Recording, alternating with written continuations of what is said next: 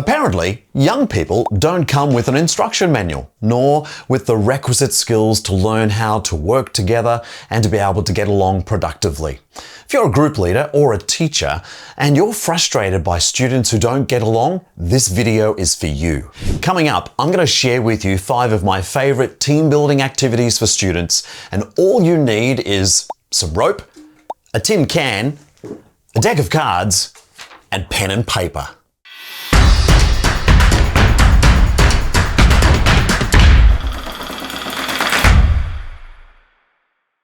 What I'm about to say is a fact. If you're a teacher, trainer, group facilitator of some kind, you know that the stronger the relationships of the groups that you work with, the more it can amplify whatever you're trying to get done. But I get it. It can be super frustrating working with groups that don't come with these social and interpersonal skills. So imagine for a minute if you could work with a group of students where you could just focus on the curriculum, the ways in which the students interact and collaborate with each other is in a really productive and positive way. Well, not only is that possible, I want to give you an example, a real case study of where this has happened. I've had the fortune of working with educators all over this world, and I've managed to capture lots and lots of different case studies of how people have taken this unique approach to education to really make a big difference in their classroom. And here's one. This teacher was facing the same struggles that you do. The dysfunction in the class, the distractions, the disengagement. And after having spent a little bit of time with me through some coaching and some training programs, they decided to give it a go at the start of their school year. And they got permission from their school principal to spend all of their first week doing nothing more than building relationships, having fun, inviting their group to interact and share and build trust. And that worked really well. And then the following year, they extended that to 2 weeks. And then the following year to 3 weeks. Within a few years, the permission of the school was sought for basically spending about a month just building the relationships of the cohort, the classes that he was working with. And here's what happened.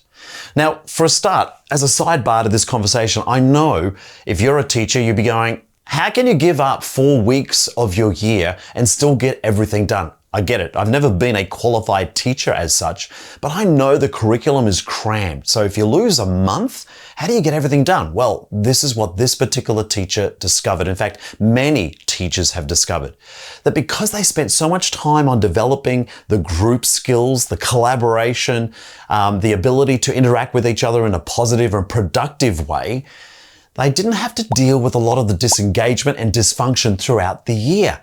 They were, in fact, saving time. And in almost every single case, these teachers reported that they got more done than if they had not done that work at the beginning of their school year. You see, what he discovered is that by building the relationships of his school cohort, he was able to produce 3 really important outcomes, not even connected to his curriculum, and they were greater levels of participation. Kids just felt more safe and supported to interact with each other. 2, they also challenged themselves more. They're willing to step outside their comfort zone. And isn't that what all education is about? Inviting our students to step outside their comfort zone into the stretch zone. And then finally, they discovered that as a result of those 2 things, the students were learning more. Their performance excelled as a result. If this is something that you would like to do, you don't have to imagine it. It is possible. And in a moment, I'm going to share with you 5 of my favorite activities that I use with students as part of an approach that can produce these sorts of results. First of all, let's be really clear. There is no magic in any of the activities I'm going to share with you. Indeed, that is true for all of the activities featured on Playmeo's activity database. However, when you take these activities and combine them with a carefully crafted sequence of experiences that invite your group to play, to interact, to share, and to build trust, you will find that over time, just like these teachers have found, that it actually builds relationships within their cohort that amplifies whatever they're trying to get done.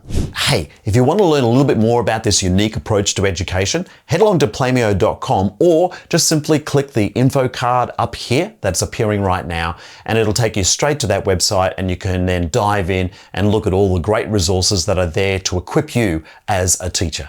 Okay, let's get into the activities. I'm pulling these 5 team building activities for students directly from Playmeo's activity database. And keep in mind that every one of the activities I'm going to share here, for which you can find links down below in the description, but these 5 and 500 more all have free step-by-step instructions, so knock yourself out. Here comes our first one.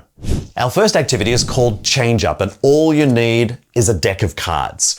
Very quickly, each person in your group receives a card, but it's random and no one knows what the card is. So all they can see is the back of it, but no one can see the actual face value of that card. And the objective is, as soon as you say go, it's a timed event, you're going to ask the group, when you say go, to turn their card over for the very first time and then line up according to the numerical value of that card. For example, it starts at 2, 3, 4, 5, 6, 7, 8, 9, 10, Jack, Queen, King, Ace. Now, naturally, not every card could be represented, but there's bound to be multiples as well. It does not matter where the multiples sit in terms of their order, as long as they sit between the 2 other numbers in numerical order.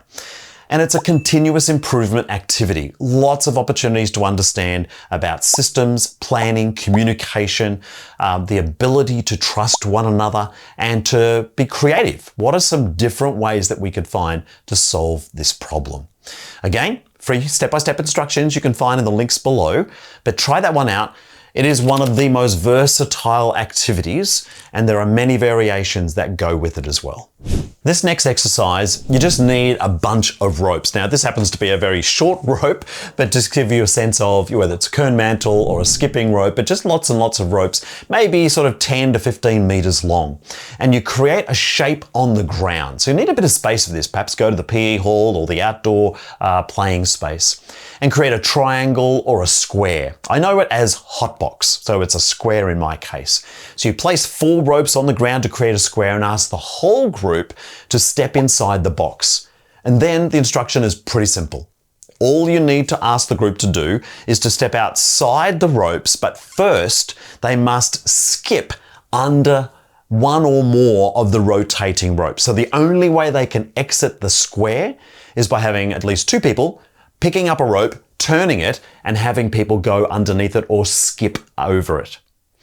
It doesn't matter which rope it is. Everyone needs to have skipped through one of those ropes to get to the outside. As soon as everyone, including the people who are doing the twirling, they also need to do it as well. As soon as they do that, again, time stops, and it's another wonderful continuous improvement activity. And I love this theme of continuous improvement because from the perspective of helping a group get better and more productive at working better together, then continuous improvement is a wonderful funnel through which all of your conversation can be focused. So check it out. It's called Hotbox. You'll find the description for it down below.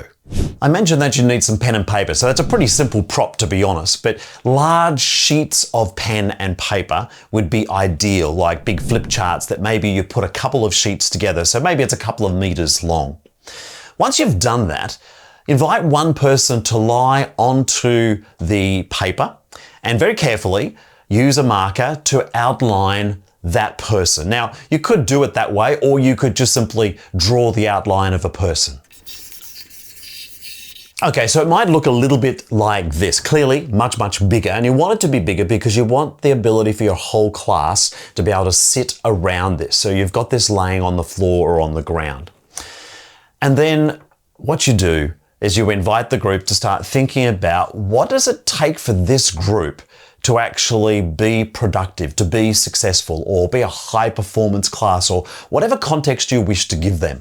And on the inside of the being, you write all of those key qualities, values, characteristics of effective classrooms. So it might be that we trust each other, we listen to each other, one person talks at a time, we respect each other by doing blah, blah, blah, blah.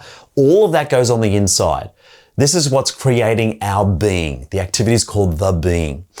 That's on the inside. And what's really critical about this whole exercise is that it's shared and conscious.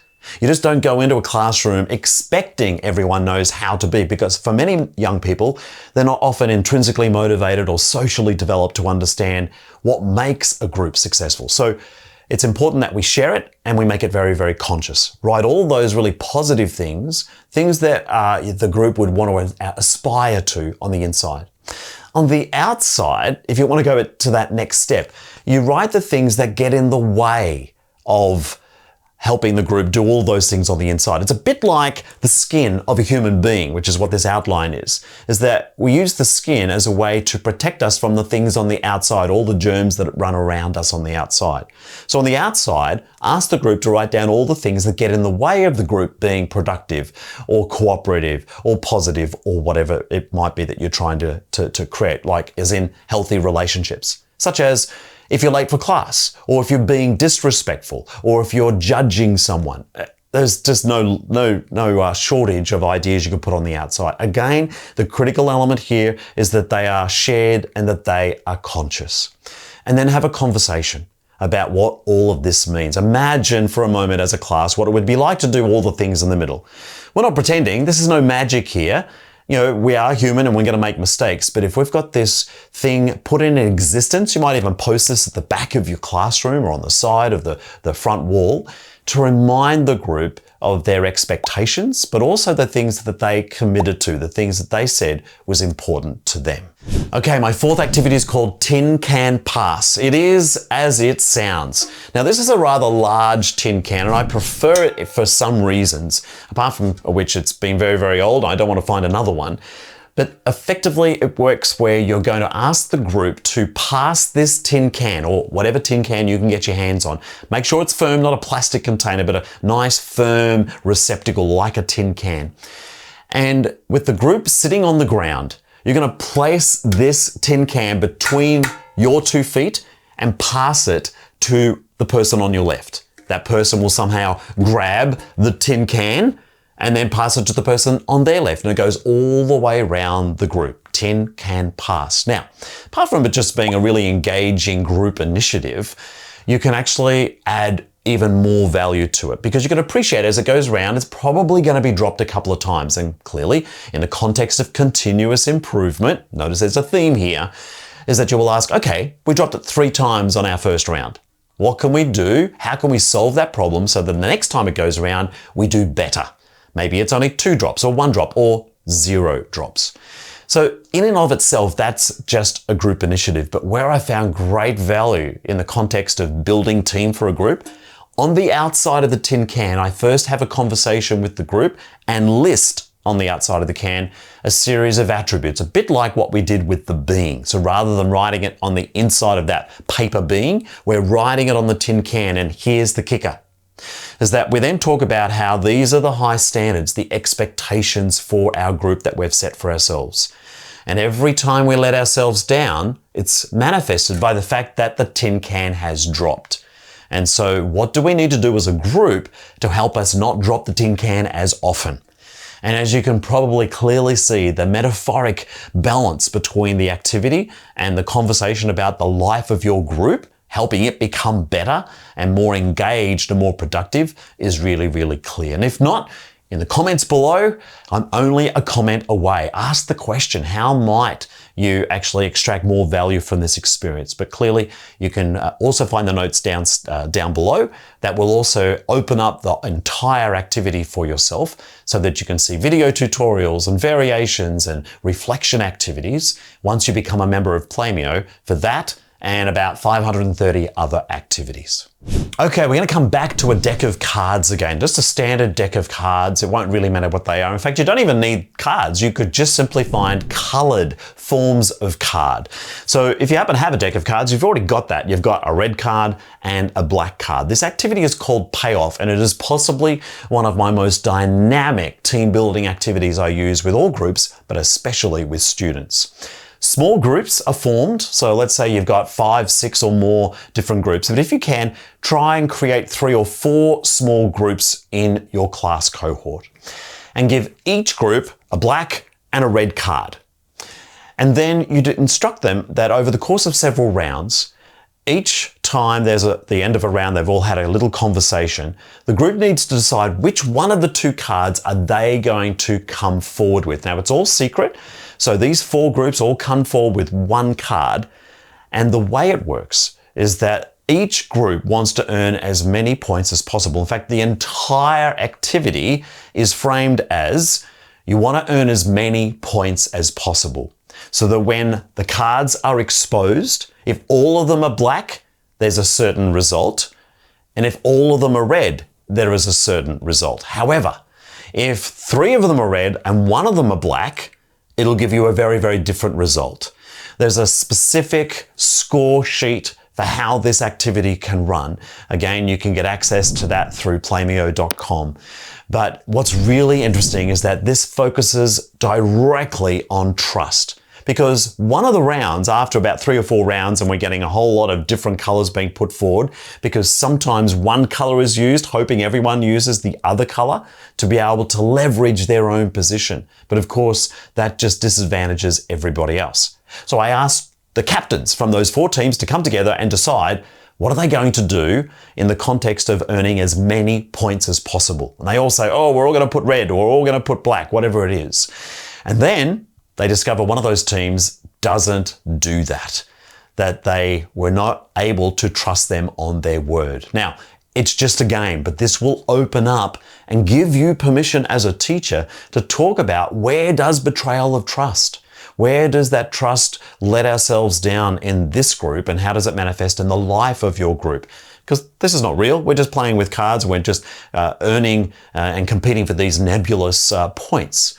But it will open up a great opportunity to talk about trust. And if there's nothing else in the world of team building that actually helps build teams, it is trust. The more you can do to build trust, and this particular activity payoff is just one activity that is very focused on that very vital foundation of team building called trust. Okay, so they're my 5 activities, but I would love to know what some of yours are. In fact, by adding your ideas to the comments below, you'll be adding to the collective wisdom of group facilitators and teachers all over the world. So what are one of your favorite ways of building team skills with your group? It could be a 1-minute exercise, or a particular way you run a conversation, or it's, this really big, durable, extensive activity. I'd love to hear from you. If nothing else, it'll add to my repertoire as well, and I would love to respond and create a conversation for you in that space. I feel really privileged with the ability to be able to share with people all over the world. And if you happen to have resonated with this video or liked it, could you do us a favor and go ahead and like this video? And indeed, if you would like to know more about what's happening in our channel, subscribe to it.